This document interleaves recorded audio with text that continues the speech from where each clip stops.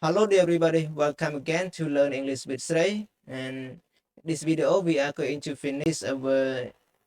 special English structure which related to ifs only and usage number 5. Okay, let's get started. មកស្ការនេះច្រើនពោលសាជាថ្មីស្វាគមន៍មកកាន់រៀនភាសាអង់គ្លេសជាមួយនឹងស្រីនៅក្នុងវីដេអូទី5នេះយើងនឹងសិក្សាអំពីif only នៅក្នុងចំណុចទី5ហើយក៏ជាចំណុចចុងក្រោយរបស់ if only ដែរ ចឹងយើងមើលទម្រង់ទី5របស់វា if only បូកជាមួយនឹង subject បូកនឹង would បូកនឹង infinitive ឬក៏យើងអាចប្រើទម្រង់ស្មើចុច with that ឡា subject ឡា past important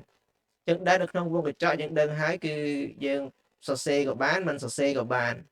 ពេលថានៅក្នុងប្រយោគនេះយើងដាក់ that ចូលមកក៏បានមិនបាច់ដាក់ក៏បានដែរប៉ុន្តែនៅពេលយើងប្រែឬក៏យើងយល់ន័យយើងត្រូវយល់ន័យ that នៅក្នុងនឹងផងអូខេណាអញ្ចឹងយើងមើលកាលណាបើយើងឃើញ if only បូក subject បូកជាមួយនឹង would បូកជាមួយនឹង infinitive ហ្នឹងកិរិយាសព្ទអត់មាន to ទេយើងប្រើវាអត់មាន to ទេអត់មាន would to ទេគឺធម្មតា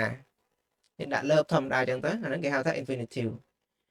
ហើយយើងប្រែកាលណាបើយើងឃើញអញ្ចឹងយើងប្រែបែបម៉េចបើយើងមិនដែលបានរៀនសោះយើងប្រកាសជាយល់ន័យខុសហើយអញ្ចឹងន័យត្រង់របស់វាឬក៏ន័យរបស់វាមានន័យថាស្ដាយណាស់ដែលចុចមិនព្រមចុចសោះអូខេហើយយើងប្រើវាដើម្បីអីនៅពេលណាអញ្ចឹង use number 5 to express a regret about the present action មានន័យថាគេប្រើវាដើម្បីបង្ហាញពីការសោកស្ដាយមួយអំពីសកម្មភាពនៅក្នុងបច្ចុប្បន្នហ្នឹងហើយអញ្ចឹងកាលណាបើយើងសោកស្ដាយនៅរឿងអីមួយនៅក្នុងពេលបច្ចុប្បន្ននេះយើងនិយាយបែបហ្នឹងយើងប្រើ if only បូក subject បូក would បូកនឹង infinitive អូខេស្គាល់តែចាប់បានកន្លែងហ្នឹងចឹងយើងមើល example number 1 if only she would love you if only she would love you ចឹងយើងស្មើ equivalent sentence I wish that she loved you ចឹងអាកន្លែង love នេះដោយសារអីដោយសារតែវាតម្រង់ស្មើវាអាកន្លែងហ្នឹងយើងប្រើ past simple ឥឡូវអត់មាននេះទេយើងដាក់ធម្មតាហើយយើងដាក់ would ហើយយើងមិនបាច់ដូរកិរិយាសព្ទទៀតទេប៉ុន្តែកន្លែងនេះយើងលុប would ចេញយើងដាក់ past simple ធម្មតាមកហើយ meaning មកវាន័យត្រង់មានន័យថាម៉េចនេះចឹងនៅក្នុង if only ទាំង5ចំណុចហ្នឹងយើងមានទម្រង់ស្មើដូចគ្នាប៉ុន្តែវាត្រង់ថាកន្លែងនេះដូរបន្តិចទៅណាចឹងវាមានន័យត្រង់វាគឺន័យថាម៉េចគឺ I am sorry that she is not willing to love you ចឹងយើងចេះពាក្យពីដើមមកគឺ willing to ហ្នឹងព្រមតែថាមិនបើកន្លែងនេះគឺថា is not willing to ហ្នឹងមិនព្រមអូខេអញ្ចឹងយើងប្រែតែម៉េចស្ដាយណាស់ដែលនាងមិនព្រមស្រឡាញ់ឯងសោះឬក៏អ្នកសោះឬក៏លោកសោះស្ដាយណាស់ដែលនាងមិនព្រមស្រឡាញ់ឯងសោះអាហ្នឹងបើយើងមិត្តភក្តិយើងនិយាយទៅបានណាអូខេយើងប្រែអញ្ចឹងទៅបើថាបើគាត់បងយើងឬក៏អីហ្នឹងយើងប្រែអ្នកឬក៏លោកអីចឹងទៅអូខេចឹង example number 2 if only they would study hard if only she would study hard ន័យស្មើ I wish that they studied ឬក៏ they studied hard ចឹង I wish that they studied hard ចឹងន័យត្រង់របស់វាមានន័យថាម៉េចយើងមើលទៅគឺយើងប្រែបានហើយចឹងន័យត្រង់ I am sorry that they are not willing to study hard ស្ដាយណាស់ដែលពួកគេមិនព្រមប្រឹងរៀនសូត្រសោះអូខេចឹង study hard ហ្នឹងប្រឹងប្រែងរៀនសូត្រអូខេចឹងពួកយើងថាយើងជាម្ដាយឬក៏ឪពុកគេណាយើងអាចកន្លែងនេះយើងអាចប្រើ we ឧទាហរណ៍ថាបើយើងសំដៅលើឪពុកម្ដាយយើងសំដៅលើកូនយើងប្រើ we មក we are sorry that they are not willing to study hard ម៉ែអូនស្ដាយណាស់ដែលកូនមិនព្រមឬក៏កូនមិនព្រមសិក្សារៀនសូត្រសោះអូខេណាគឺន័យវាអញ្ចឹងន័យត្រង់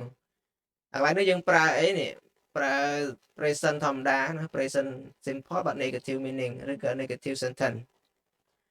okay number 3 if only she would share her ideas to us if only she would share her idea to us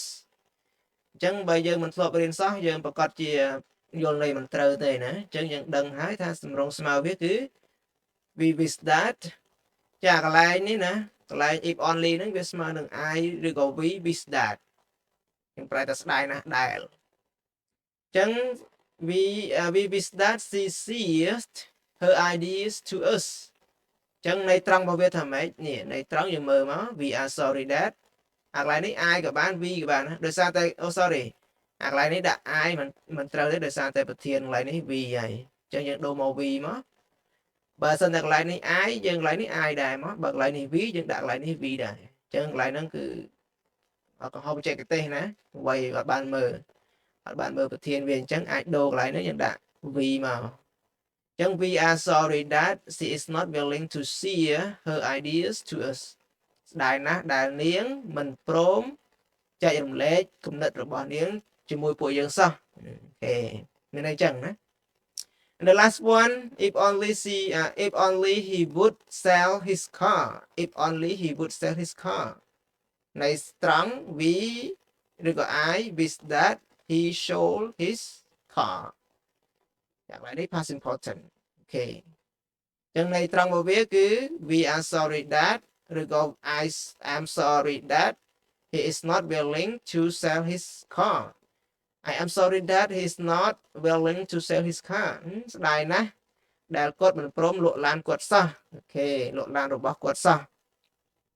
អញ្ចឹងនៅក្នុងចំណុចចុងក្រោយនេះ usage number 5 of if only នឹងចប់តែប៉ុណ្្នឹងហើយសូមអធិស្ឋានសំឡេងអត់ល្អដោយសារតែនៅជាប់ផ្ដាសាយនៅឡើយអញ្ចឹងខកខានចេញវីដេអូ2ថ្ងៃ3ថ្ងៃដែរ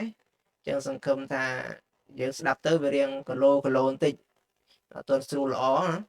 ចឹងអត់មានអីទេអញ្ចឹងសង្ឃឹមថាអ្នកទាំងអស់គ្នាឬក៏មុនអ្នកសិក្សាភាសាអង់គ្លេសថ្មីឬក៏មធ្យមអាចចាប់បាននៅកន្លែងចំណុចនេះសង្ឃឹមថាអ្នកទាំងអស់គ្នាបើចង់ស្ទាត់ជំនាញយើងត្រូវបង្កើតឧទាហរណ៍ឲ្យបាន4 10ថែមខ្លួនឯងទៅតែនេះបាន5ធ្វើនេះបាន5ហើយនឹងសម្រាយនៃត្រង់នេះបាន5ប្រយោគមកគឺយើងធ្វើតែ4 10 20ដងទៅយើងអាចប្រើការបានហើយឬក៏ប្រើវាស្រួលមាត់ហើយចឹងដល់ពេលយើងត្រូវការបង្កើតយើង reflect ចេញមករូបមន្តចេញមកភ្លឹបហើយយើងសរសេរឧទាហរណ៍បាន